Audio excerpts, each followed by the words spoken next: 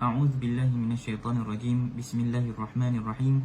الحمد لله رب العالمين، والصلاة والسلام على أشرف المرسلين سيدنا محمد وعلى آله وصحبه أجمعين. قال رب اشرح لي صدري ويسر لي أمري واحلل عقدة من لساني يفقهوا قولي. أما بعد. Tuan-tuan, puan-puan yang dimuliakan sekalian, Assalamualaikum warahmatullahi taala wabarakatuh. Alhamdulillah, segala pujian kepada Allah Subhanahu wa taala yang telah memberikan kita taufik dan hidayahnya untuk kita bersama menyaksikan fikih yang akan kita kongsikan pada hari ini. Dan moga Allah Subhanahu wa taala tambahkan ilmu kita dan tambahkan amal kita dan tambahkan akhlak kita, dan moga Allah Subhanahu wa taala jadikan kita bersama orang-orang yang diterima amalannya. Amin ya rabbal alamin. Baiklah tuan-tuan yang dimuliakan sekalian, insya-Allah kita akan, sebelum memulakan sesi perkongsian pada hari ini, kita akan cuba imbas kembali apa yang telah kita kongsikan pada minggu lepas. Jadi pada minggu lepas, sedikit sebanyak kita dah kongsikan tentang salah satu bentuk hiburan adalah dengan mendengar muzik. Dan apakah hukum muzik di dalam Islam. Kita pun ada bincangkan tentang sejarah bagaimana muzik tu boleh wujud di muka bumi ini, berdasarkan kepada beberapa riwayat yang dapat kita nukilkan daripada kitab Al-Imam At-Tabari yang bernama Tarikh At-Tabari. Bahkan ni tuan-tuan yang dimuliakan sekalian, pada minggu lepas kita bincangkan tentang hukum Islam terhadap muzik. Ada dua pandangan ulama. Satu ulama yang terus mengharamkannya berdasarkan kepada hadis-hadis dan ayat-ayat suci Al-Quran. Ada pula golongan ulama yang kedua yang membolehkannya, bukan kerana mereka ni tidak melihat pada Al-Quran dan hadis, tetapi mereka kerana mereka lihat pada Al-Quran dan hadis lah mereka mengeluarkan kupasan dan juga hukuman tersebut. Apabila mereka melihat contohlah ayat Al-Quran yang mana Allah Subhanahu wa taala berfirman di dalam surah, di dalam Al-Quran Allah Taala berfirman, "Qul man harrama zinatallahi allati akhraja li'ibadihi wat-tayyibati minal rizq." Katakanlah wahai Muhammad, siapa yang mengharamkan perhiasan-perhiasan yang telah Allah keluarkan bagi hamba-hambanya di muka bumi ini. Jadi dalam tafsir ayat tersebut mengatakan baju, tetapi ada sebahagian ulama memahaminya adalah baju-baju yang mendatangkan kecantikan. Dan berdasarkan kepada hadis Nabi SAW bahawasanya Allah Subhanahu Wa Taala itu cantik dan sukakan perkara yang cantik. Dan pada waktu yang sama juga ada Al-Imam Asy-Syaukani juga menafsirkan ayat yang Allah Taala berfirman, wa uhilla lakumut thayyibat wa harrama alaikumul khaba'ith, yang menunjukkan tentang segala perkara-perkara yang kebaikan tu dihalalkan. Jadi kebaikannya apa? Kebaikan adalah perkara yang dapat mendatangkan ketenangan pada jiwa, baik dari sudut lukisan, baik dari sudut kecantikan, baik dari sudut dengar suara-suara nature, iaitu dengar suara angin tiup ataupun dengar suara burung yang berkicauan dan sebagainya. Ini yang perkara-perkara kecantikan yang memang tak dapat dipisahkan daripada manusia. Justru itu ulama-ulama yang membolehkan muzik ni mengatakan berdasarkan kepada hadis-hadis Nabi. Contohlah antara hadis Nabi yang mengatakan Ibnu Umar tutup telinga dia bila dengar muzik datang tutup telinga dia. Kemudian anak murid ataupun khadim kepada Ibnu Umar yang bernama Nafi' pun berkata, wahai Ibnu Umar, kenapa kamu buat sedemikian? Ibnu Umar pun berkata, aku telah melihat Rasulullah SAW melakukan perkara tersebut. Rasul tutup telinga dia bila mendengar muzik, atau bila jalan satu tempat dengar ada muzik, Rasul tutup telinga. Jadi persoalan yang dikeluarkan di sini bukan mengatakan muzik tu haram. Kalau muzik tu haram, pasti Rasulullah yang menutup telinganya, baginda akan menyuruh Ibnu Umar untuk tutup telinga, sebab itu adalah dosa. Dan pada ketika itu Rasul tak suruh. Jadi itu menunjukkan tentang muzik ni taklah haram by itself, tetapi dia haram mengikut pada tujuan yang dibawanya. Bahkan di dalam beberapa riwayat daripada Imam Muslim juga mengatakan apabila Rasulullah berkhutbah satu hari di dalam Masjid Nabawi dekat Madinah, sekali tiba-tiba dengar ada alat-alat muzik ataupun ada alat-alat kumpangan sebab ada majlis keramaian di luar. Sampaikan sahabat bangun keluar, tinggalkan Rasul yang sedang berkhutbah pada ketika itu, yang meninggalkan hanya 12 orang sahaja. Ini menunjukkan tentang ulama-ulama, contohnya ulama Azhar, Syekh Jadul Haq ada menyebutkan bahawasanya ayat ini diturunkan ataupun peristiwa ini diturunkan apabila turun ayat Al-Quran mengenai tentang solat Jumaat. Bahawasanya Allah Ta'ala berfirman di dalam surah Al-Jumu'ah, kalaulah kamu mendengar lahwan ataupun mainan-mainan ataupun hiburan-hiburan, kamu tinggalkan kamu tinggalkan solat Jumaat untuk lihat kepada hiburan-hiburan ini. Dan Allah Subhanahu Wa Taala kaitkan perkataan hiburan tersebut dengan ayat Al-Quran yang lain ataupun dengan perkataan tijarah. Ada ataf dengan ma'tuf. Ini adalah salah satu istilah bahasa Arab. Jadi kalau hukum ataf dengan hukum ma'tuf ni mengambil hukum yang sama. Maknanya kalau saya cakap lah telah datang Muhammad dan Ali, maknanya kita menghukumkan bahawasanya Ali datang dan Muhammad pun datang, sebab kita dah meletakkan perkataan dan, kata hubung dan. Jadi kalau kita letakkan perkataan dan, maknanya perkataan yang sebelum dan selepasnya membawa hukum yang sama. Di dalam ayat tersebut Allah Ta'ala menggandingkan perkataan bisnes, tijarah, dan juga perkataan lahwan, iaitu muzik dan hiburan dan sebagainya. Itu menunjukkan tentang bisnes ni kalau dibolehkan, maknanya muzik ni pun dibolehkan juga. Ini adalah antara mengikut kepada kupasan penilaian ulama-ulama kita. Bahkan ada hadis-hadis yang Nabi SAW mengatakan akan datang, macam seperti mana kita lihat ada perkongsian teman kita di dalam komennya mengatakan ada datang satu kaum, akan datang satu kaum daripada umat aku yang akan yastahilluna, yang akan meminta halal, bukan menghalalkan tetapi meminta halal. Ini yang tersilap dalam sudut penafsiran ayat tersebut ataupun terjemahan. Sebab istahalla datang perkataan istaf'ala, iaitu menunjukkan kepada permintaan. Jadi kalau yastahillun, maknanya mereka meminta untuk dihalalkan. Itu hadis ini memang adalah hadis yang sahih, tetapi dalam hadis tersebut ada menggunakan perkataan mughanniyat dan ma'azif.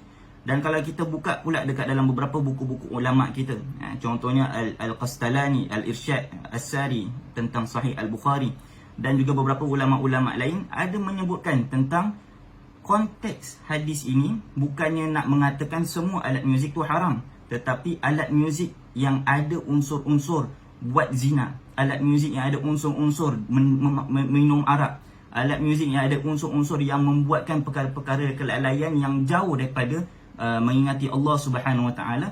Alat-alat muzik itulah ataupun bunyi-bunyian itulah yang dikatakan bunyi-bunyian yang haram. Jadi kalau kita lihat di sini, Rasulullah sendiri tidak meletakkan hukum mutlak yang muzik semuanya adalah haram, tetapi Rasulullah mengaitkan semua hadis-hadis yang ada kaitan dengan muzik ni. Rasul tak akan cakap muzik secara tersendirinya. Rasul akan kaitkan dengan amal-amalan yang tidak baik yang lain.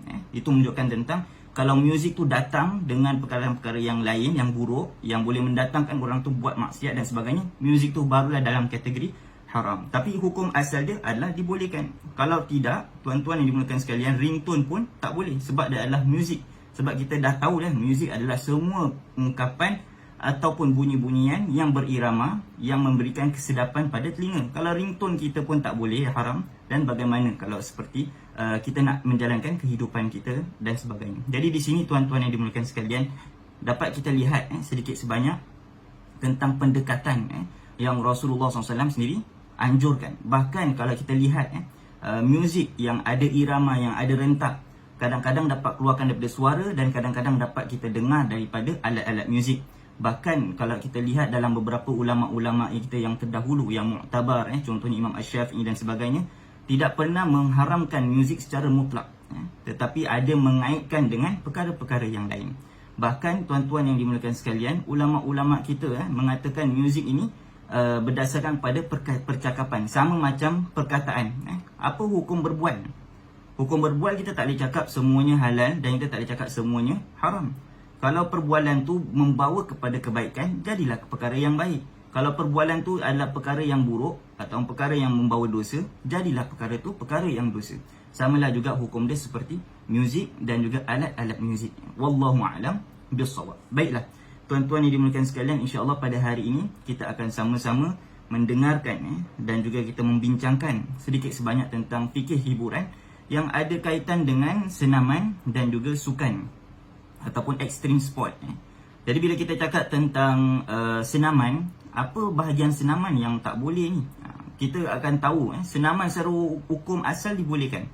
Sebab kalau kita lihat dalam pemahaman kita terhadap ayat-ayat suci Al-Quran dan hadis Nabi SAW, pertama sekali kita kena ingat yang menghalalkan dan mengharamkan bukannya manusia, bukannya ulama, tetapi yang menghalalkan dan mengharamkan adalah Allah Subhanahu wa taala. Jadi bagaimana kita nak tahu Allah Taala mengharamkan satu perkara ataupun menghalalkan satu perkara tersebut? Agak-agak macam mana tuan-tuan? Pastilah kita akan lihat kepada Al-Quran dan hadis baginda Rasulullah.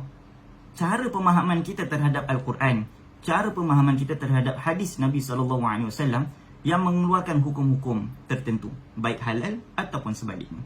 Maka itu di sini ulama-ulama meletakkan satu hukum asal. Segala apa yang tidak disebutkan di dalam Al-Quran dan hadis, hukum asal dia adalah dibolehkan. Kenapa?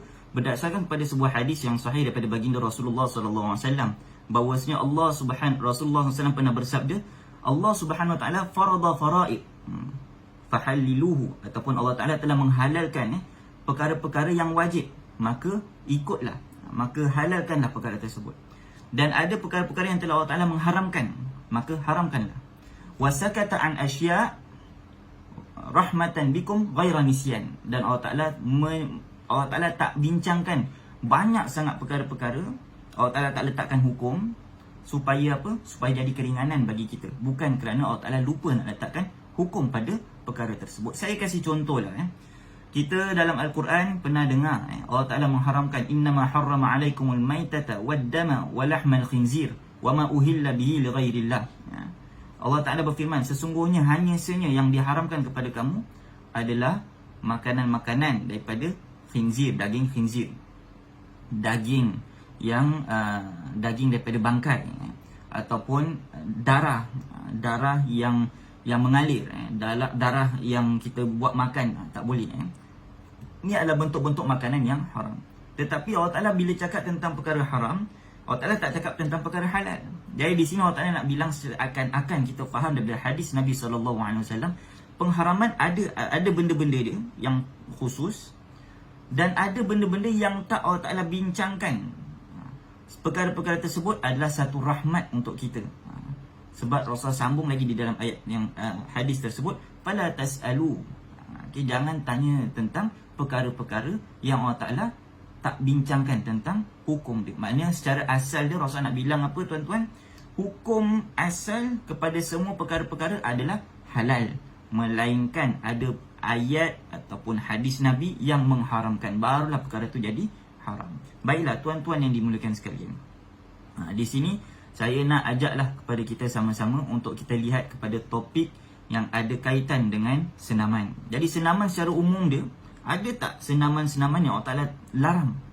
Ada tak senaman-senaman yang Rasulullah larang? Bila kita buka di dalam ayat Al-Quran, kita dapat nampak Allah Subhanahu Wa Ta'ala tak ada sebut pun tentang senaman-senaman yang diharamkan. Bila kita buka tentang hadis-hadis Nabi SAW, ada sebahagian senaman yang Rasulullah SAW edit, ataupun Rasulullah SAW tak mengharamkan, tapi Rasulullah kasih alternatif. Saya kasih contoh. Orang-orang Arab jahiliyah pada zaman dahulu, mereka suka memanah, panah. Dan mereka suka buat target panahan mereka tu adalah binatang-binatang yang jinak. Mungkin arnab ke, atau mungkin kucing ke dan sebagainya. Dia biarkan kucing tu lari, dia tembak, dia panah, mati kucing tu. Jadi ini adalah sports yang ada pada zaman baginda Rasulullah SAW. Apa yang Rasul ulahkan, apa yang Rasul editkan, ataupun apa yang Rasul ubahkan, di sini kita dapat nampak Rasulullah SAW menyebutkan, kalaulah kalian nak berburu ataupun kalaulah kalian nak memanah, janganlah meletakkan perkara-perkara yang ada hidupnya atau perkara yang kehidupan sebagai sasaran panah tersebut. Sebab Rasulullah pernah bersabda dalam riwayat Imam Bukhari dan Muslim, hadis yang sahih, "Inna Nabiyya sallallahu alaihi wasallam la'ana man ittakhadha syai'an fihi ruhu gharadan." Bahawa Rasulullah sallallahu alaihi wasallam melaknat orang yang menjadikan sasaran buruan, sasaran objek untuk mereka bersukan, panah ke, lempar lembing ke dan sebagainya, barang-barang sasaran tersebut daripada binatang-binatang yang hidup ataupun daripada benda yang hidup. Ini adalah antara juga bagaimana Rasulullah sallallahu alaihi wasallam memberikan rahmatan lil alamin. Rasulullah SAW ajarkan kepada kita untuk menjaga kehidupan-kehidupan yang lain. Jangan kita diskriminasi kehidupan-kehidupan haiwan-haiwan tanpa ada sebab apa-apa dan sebagainya. Di sini tuan-tuan, Rasulullah SAW bukannya melarang hiburan tersebut, tetapi Rasulullah SAW pastikan hiburan tersebut tak ada kezaliman di dalamnya. Maka itulah datangnya guideline-guideline yang akan kita bincangkan insya-Allah pada hari ini. Tuan-tuan yang dimuliakan sekalian, jadi kalau kita lihat kepada topik asal kita, senaman ni, apa hukum asal dia? Dibolehkan. Melainkan di dalam senaman tersebut ataupun di dalam sukan tersebut ada perkara-perkara yang boleh jadikan haram. Apakah perkara-perkara yang boleh menjadikan perkara tersebut haram? Yang pertama ni akan kita kongsikan. Apa senaman semua dibolehkan, tapi apa kriteria yang perlu kita lihat supaya kita elakkan dalam apa-apa senaman ataupun dalam melakukan perkara tersebut supaya senaman kita ni terus jadi halal, terus diterima Allah Subhanahu wa taala. Yang pertama, elakkan dalam senaman tersebut ataupun sukan tersebut daripada meletakkan kemudaratan kepada kehidupan. Maknanya tak ada meletakkan kezaliman pada binatang, tak menjadikan binatang tu sebagai sasaran, target buruan dan sebagainya. Dan kemudian perkara kedua, tidak mensyirikkan Allah Subhanahu wa taala. Maknanya yang pertama kena value life. Kemudian yang kedua adalah jangan mensyirikkan Allah Subhanahu wa taala. Apa maksud jangan mensyirikkan Allah Subhanahu wa taala? Bila kita lihat tentang beberapa jenis senaman yang ada pada zaman sekarang ini adalah bentuk yoga. Kita pernah dengar tak senaman yoga? Senaman yoga ini datang dari perkataan yuj. Ada yang mengatakan datang dari perkataan concentrate, ada yang mengatakan datang dari perkataan combine, bersatu dan sebagainya. Amalan yoga ini tuan-tuan, kalau kita tengok dari sudut sejarah dia mempunyai sejarah yang panjang. Ada yang mengatakan dia wujud dengan wujudnya tamadun manusia yang antara tamadun manusia yang pertama yang ada di Indus Valley dan sebagainya. Di sini tuan-tuan yang dimuliakan sekalian, kita dapat nampak bahawasanya senaman yoga ini tujuan dia adalah untuk meditate. Apa tu maknanya meditate? Dalam Islam ada tak meditation? Ni yang akan saya kongsikanlah tentang topik yang kedua. Elakkan senaman-senaman olahraga ataupun sukan yang ada kaitan dengan mensyirikkan kepada Allah Subhanahu Wa Taala. Contoh dia adalah seperti yoga. Bukannya maknanya yoga ni haram atau yoga ni terus halal. Ini yang saya nak kasih contoh untuk kita sama-sama bincangkan dan kita cuba memahami dan meneliti mana yang boleh, mana yang tak boleh. Baiklah, kalau kita tengok yoga dari sudut sejarah, memanglah ini adalah salah satu aktiviti meditasi. Meditasi yang boleh menghubungkan orang tu dengan Tuhan, iaitu dengan Allah Subhanahu Wa Taala. Di dalam ajaran-ajaran agama Hindu dan sebagainya, ada mengatakan bahawasanya dengan yoga ni sendiri adalah salah satu mazhab dalam ajaran Sanskrit Hindu yang lama. Bahkan mereka menggunakan pergerakan-pergerakan tertentu pada waktu-waktu tertentu. Ada waktu pagi atau waktu matahari terbit dan waktu matahari terbenam. Kerana bagi pandangan mereka itulah dia waktu pernafasan yang baik, waktu energi yang baik dan waktu untuk paling tenang untuk kita hubungkan diri dengan Tuhan. Saya menggunakan perkataan Tuhan lah. Jadi di sini apabila mereka melalui fasa tersebut dengan mengungkapkan mantra-mantra tertentu dan sebagainya, maka jadilah dia salah satu bentuk meditasi penghubung antara manusia dengan Tuhan. Kalau kita lihat tuan-tuan yang dimuliakan sekalian, yoga untuk melaksanakan amalan yoga ni mereka perlu kepada bentuk-bentuk fizikal tertentu ataupun stress part tertentu. Mereka kena gerakkan badan dan kemudian jaga pernafasan. jaga konsentrasi dan sebagainya. Ini adalah benda yang dibolehkan. Pergerakan yang tidak ada memberikan apa-apa kesan dan memberikan konsentrasi, ini tak ada masalah apa-apa. Yang jadi masalah apabila kita memasukkan budaya-budaya ataupun agama-agama yang di dalam yoga tersebut. Itu yang jadinya haram. Jadinya perkara tersebut tidak dibolehkan. Tapi kalau kita anggap yoga itu sebagai sport, sebagai olahraga dan sebagainya, dia tidak ada masalah apa-apa. Bahkan untuk kita lihat dengan lebih detail, bila orang tu meditasi ataupun bila orang tu melalui sesi yoga tersebut, mereka kena fokuskan minda mereka. Jadi kalaulah mereka meletakkan mantra-mantra tertentu, bacaan-bacaan tertentu yang menyalahi agama kita, maka tak dibolehkan. Tetapi kalaulah katakan dalam exercise tersebut mereka hanya fokus kepada diri, fokus kepada satu-satu perkara tanpa meletakkan unsur-unsur kesyirikan di dalam aktiviti yoga tersebut, maka pada ketika itu dibolehkan. Tapi kalaulah katakan mereka ikut 100% sistem yoga tersebut dengan unsur-unsur akidah dia, dengan unsur-unsur falsafah dia dan sebagainya, inilah dia yang mendatangkan pengharaman. Jadi kalau kita katakan secara ringkasan, yoga ni dibolehkan selagi mana dia tak ada masuk unsur-unsur agama lain. Tapi bila dia dah masuk unsur-unsur agama lain, tak dibolehkan, dijadikan haram. Tuan-tuan yang dimuliakan sekalian, kita bincangkan tentang meditasi ni. Bila kita cakap tentang meditasi ni, bila kita lihat kepada beberapa falsafah-falsafah tertentu, mereka ada menyebutkan bagaimana seseorang itu dapat menghubungkan diri dengan Tuhan. Jadi mereka perlu kepada menghilangkan diri dan kemudian barulah mereka akan nampak Tuhan dan sebagainya. Ini adalah antara bentuk meditasi. Maka ada bertapa lah, ada bentuk-bentuk yang berbeza. Sebab itu kalau kita lihat bila Rasulullah SAW membawa ajaran Islam, Rasulullah bersabda, la rahbaniyata fil Islam. Tak ada pengasingan, tak ada bertapa dalam Islam. Yang ada apa? Adalah solat. Solat ni bukan bentuk meditasi, tetapi dia bentuk zikir, bentuk mengingati Allah Subhanahu Wa Taala, bentuk kita gerakkan badan kita pada bentuk-bentuk tertentu dengan fokus kita hanya mengingati Allah Subhanahu Wa Taala. Jadi untuk umat Islam tak ada meditasi tapi ada solat. Untuk umat Islam tak ada meditasi, bertapa, tak ada apa-apa, tapi ada zikir kepada Allah Subhanahu Wa Taala. Jadi inilah dia bentuk bagaimana Rasulullah SAW membenarkan ataupun membetulkan pemahaman kita terhadap agama-agama ataupun terhadap amalan-amalan tertentu. Jadi kita dapat tahu bahawasanya bila kita menghubungkan diri kita kepada Allah SWT, nak hubungkan macam mana? Doa. Nak menghubungkan diri kita dengan Allah Ta'ala macam mana? Zikir. Nak menghubungkan diri kita dengan Allah Ta'ala macam mana? Dengan solat dan bacaan Quran dan sebagainya. Ini adalah antara kita dapat pelajari lah bila kita bincangkan tentang senaman yoga ni. Jadi bila kita cakap tentang senaman yoga secara ringkasan, yoga ada aspek fizikal, ada aspek sports dia, ada aspek senaman dia.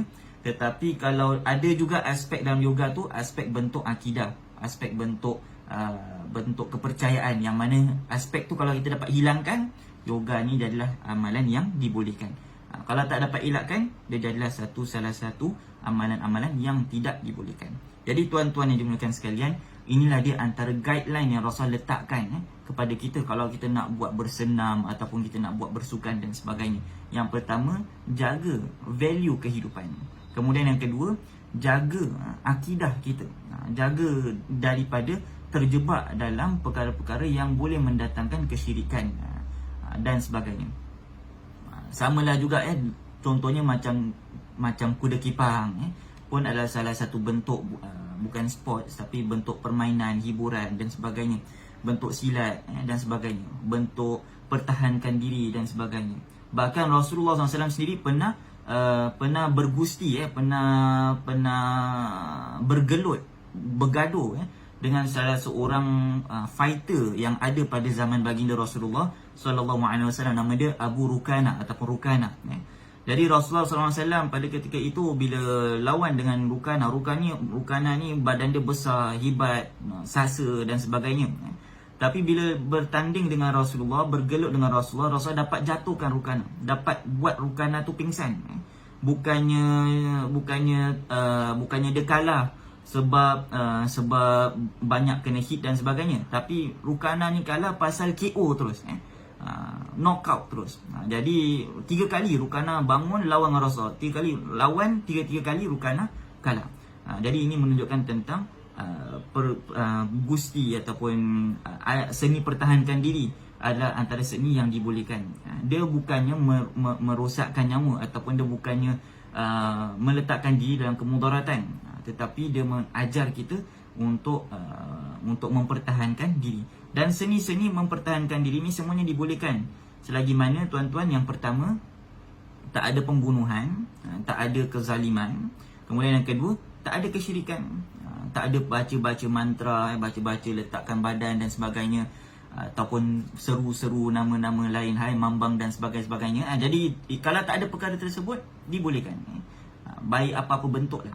Jadi kita dapat nampak ya tuan-tuan yang dimuliakan sekalian, bagaimana kita nak applykan ilmu kita pada hari ini terhadap fikih hiburan, fikih khusus tentang sukan dan senaman. Jadi ini yang poin yang kedua, tak ada kena-mengena dengan kesyirikan. Bahkan ya tuan-tuan yang dimuliakan sekalian, poin yang ketiga adalah yang mana Rasulullah SAW bincangkan, tak ada perkara-perkara yang datangkan nasib ataupun tak ada perjudian di dalam sports tersebut ataupun di dalam senaman tersebut. Saya kasih contoh lah. Kalaulah ada orang tu dia main kad ataupun main daun ataupun main apa-apalah permainan, dibolehkan ataupun tidak. Di sini ada beberapa pandangan ulama terhadap perkara tersebut. Kalau kita lihat kepada nukilan daripada Al-Imam Asy-Syaukani rahimahullah, tentang ada seorang tokoh tabi'in yang bernama Sa'id bin Ibn Musayyib, ada mengatakan permainan dadu ataupun yang mana kita lihat di dalam beberapa riwayat daripada Nabi SAW adalah An-Nardishir, iaitu permainan dadu, main lempar nasib dan sebagainya. Dadu macam contohnya Ibrahim pendek lah, main dadu lempar, dapat apa, lempar dapat apa, ikut kepada nasib dan sebagainya. Di sini tuan-tuan yang dimuliakan sekalian, Rasulullah SAW melarangnya, melarang kita adakan pertaruhan. Tetapi kalau saja-saja main tanpa meletakkan pertaruhan, tanpa meletakkan kalau siapa kalah kena bayar, kena ambil duit dia, kena gini, tanpa ada pertaruhan, mengikut kepada pandangan Sa'id ibn Musayyib, seorang tabi'in dan salah seorang fuqaha Madinah, mengatakan dibolehkan. Maknanya perkara tersebut boleh. Kalau katakanlah kita nak main kad ataupun nak main Monopoly deal ataupun nak main apa-apa board game pun pakai dadu juga. Jadi itu semua adalah antara perkara yang dibolehkan kalaulah kita tak meletakkan taruhan. Kalau ada taruhan, ijma' ulama mengatakan tidak dibolehkan sebab ada unsur-unsur perjudian. Jadi di sini tuan-tuan yang dimuliakan sekalian, apa-apa aktiviti yang ada letakkan unsur-unsur nasib ni tidak dibolehkan. Persoalan di sini tuan-tuan adalah kalaulah kita letak nasib kita sendiri, nyawa kita sendiri at risk pada tahap yang boleh membuat kita hilang nyawa kita. Contohlah mendaki Gunung Everest. Kita dapat tahu orang yang mendaki Gunung Everest tak semua akan hidup. Ada yang mati setengah jalan. Dan ini dinamakan sebagai extreme sport. Dan extreme sport ni tuan-tuan yang dimuliakan sekalian, beza dengan sport-sport biasa.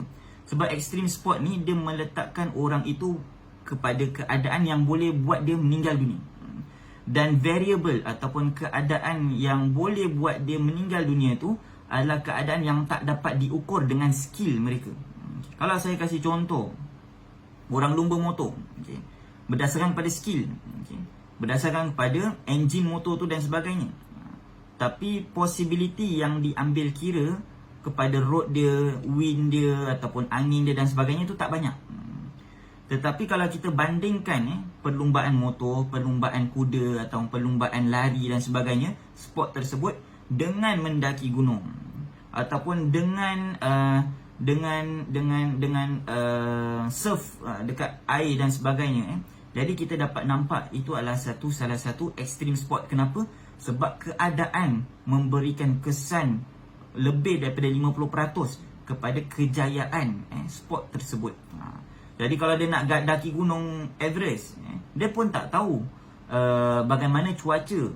Adakah dia semakin sejuk tiba-tiba, ataupun dia maintain macam gitu dan sebagainya. Ni cuaca, kita tak akan dapat tak dapat teka and tak dapat lihat gauge berapa banyak dia punya cuaca dia tu akan sejuk atau berapa possibility akan panas.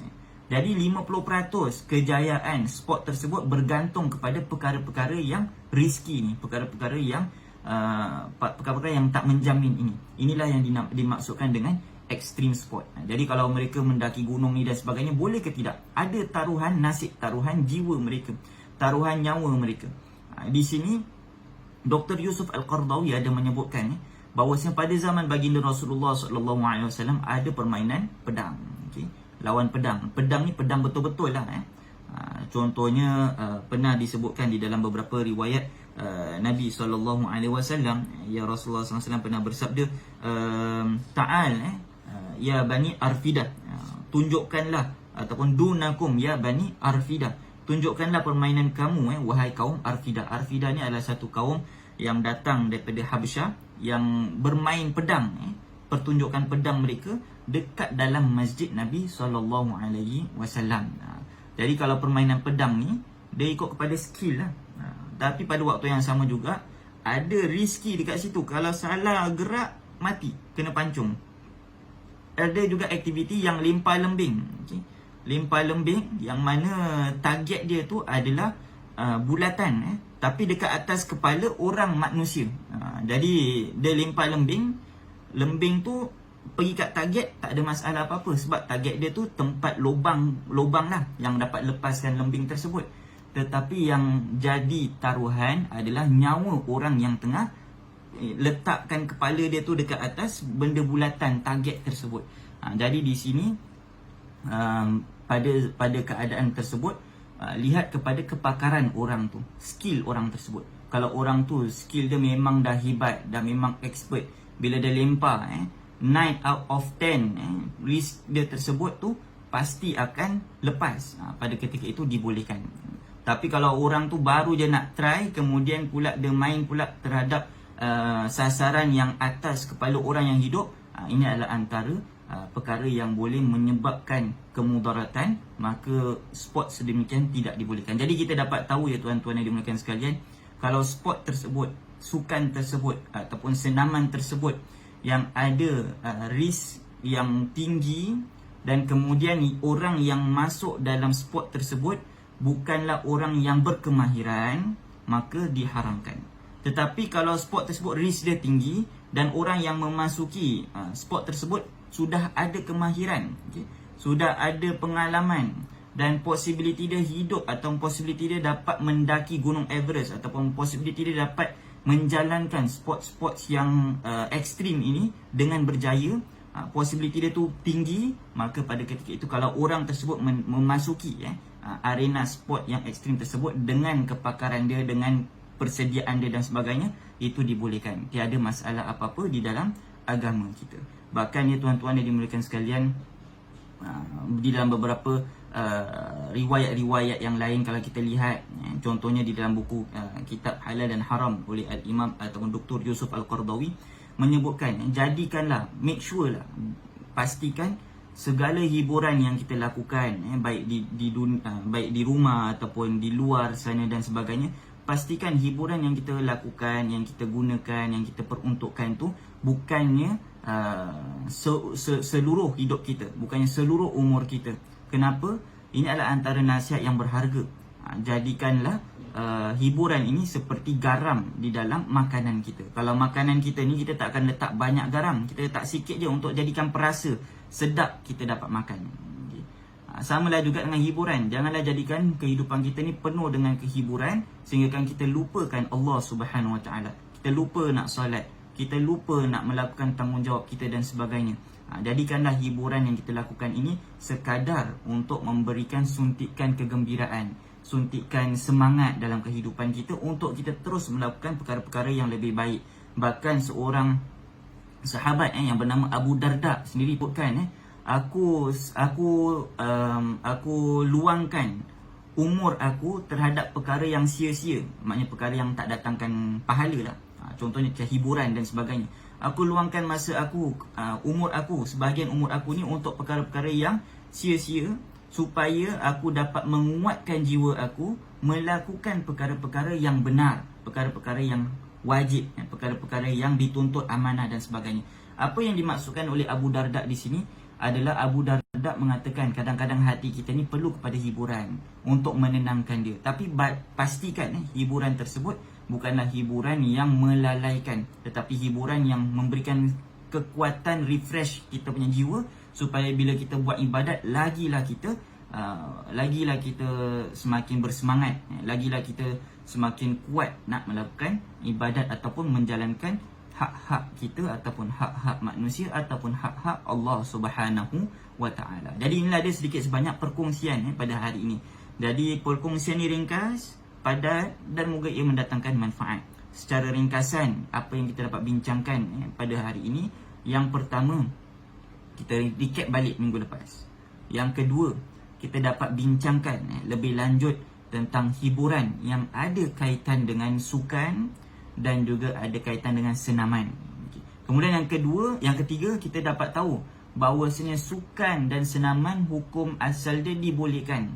Sebab memang kaedah dalam agama ini yang menghalalkan dan mengharamkan adalah Allah Subhanahu Wa Taala. Tapi mana kita tahu halal ataupun haram? Daripada ayat-ayat suci Al-Quran, daripada hadis-hadis Nabi. Macam mana kita nak keluarkan hukum tu halal ataupun haram daripada ayat Quran ataupun daripada hadis Nabi? Perlu kita memahami cara usul fiqh dan cara bagaimana nak mengeluarkan, nak memahami ayat tersebut dan memahami hadis-hadis tersebut, barulah kita dapat mengeluarkan produk dia, iaitu perkara ni halal ataupun perkara ni sebaliknya.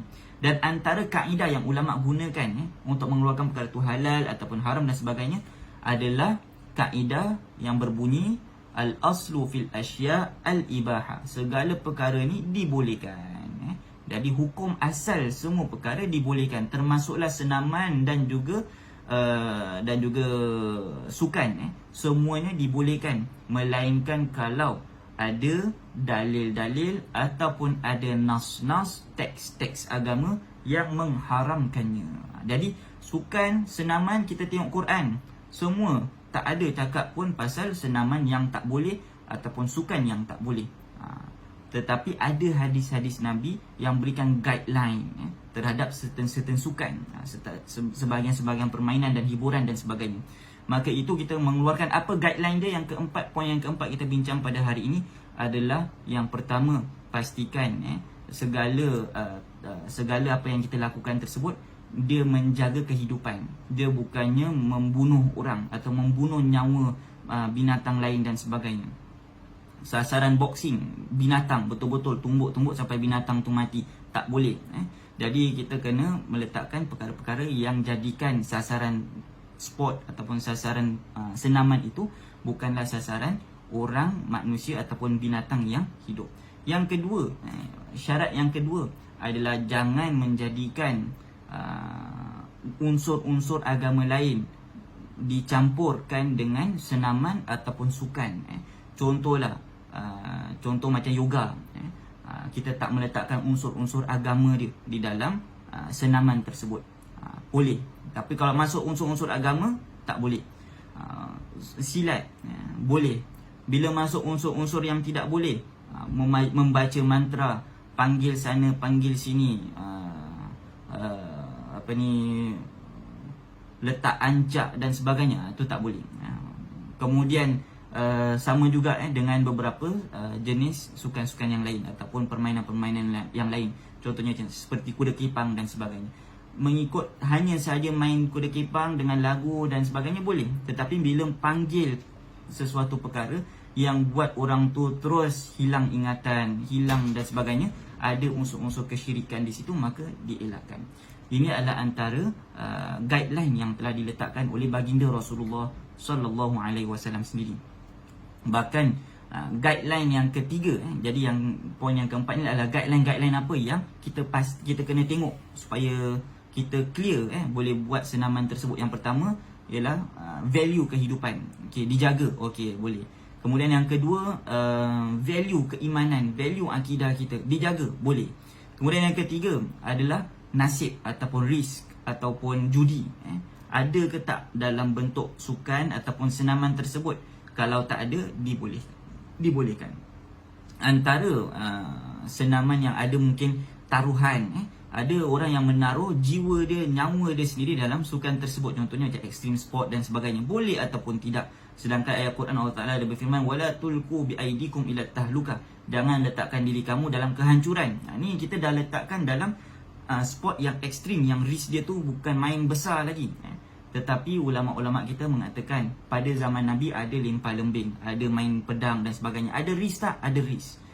Variables dia apa? Kalau tersilap gerak, kalau tersilap lempar, orang tu mati. Ada kena-mengena dengan taruhan nyawa juga. Jadi di sini ulama kata boleh selagi mana orang yang lempar lembing, orang yang main pedang tu memang dah train betul-betul dan memang possibility dia untuk terjatuh dalam kerosakan ataupun kehancuran adalah sedikit, maka dibolehkan. Samalah juga kalau orang nak daki Gunung Everest, orang nak main surfboard, orang nak main apa-apa skateboard, buat trik dan sebagainya, selagi mana dia dah mampu untuk melakukan perkara tersebut ataupun dia ada kriteria yang dah boleh ajak dia ataupun boleh selalunya kalau dia buat tak jatuh dan sebagainya ataupun tak mendatangkan kemudaratan, maka dibolehkan. Tapi kalau dia baru-baru sahaja kemudian dia nak try yang bukan-bukan, maka itu tidak dibolehkan, dah termasuk dalam ayat Al-Quran tadi. Baiklah, inilah dia ringkasan yang dapat kita bincangkan, 4 poin. Dan yang terakhir adalah ringkasan atau rumusan oleh Dr. Yusuf Qaradawi sendiri, iaitu supaya kita jadikan hiburan ini adalah seperti garam di dalam makanan kita. Jangan letak banyak sangat garam, tapi kita kalau nak makan letak garam sikit untuk ada perasa, untuk dapat rasakan makanan tu sedap dan sebagainya. Samalah juga kehidupan kita, jadikan hiburan ni sebagai perasa sahaja dalam kehidupan kita supaya kita lebih kuatkan jiwa kita untuk terus menjalankan amanah kita sebagai hamba Allah, sebagai makhluk Allah, sebagai makhluk dalam masyarakat, sebagai makhluk dalam keluarga dan juga sebagai makhluk kepada diri kita sendiri ataupun sebagai makhluk hak diri kita sendiri. Jadi di sini tuan-tuan yang dimuliakan sekalian adalah nasihat yang berharga untuk kita bersama. Wallahu a'lam bissawab. Semoga kita dapat manfaat bersama, insya-Allah. Kita bertemu pada minggu depan dengan lebih detail. Kita akan bincangkan tentang permainan-permainan yang ada nas-nas yang mengatakan tak boleh. Contohnya macam permainan dadu. Contohnya ada permainan chess. Chess boleh ke tak dan sebagainya.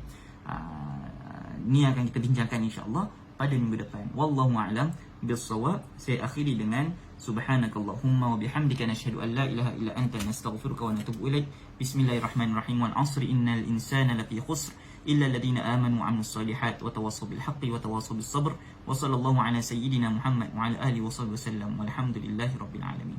Sekian, assalamualaikum warahmatullahi taala wabarakatuh.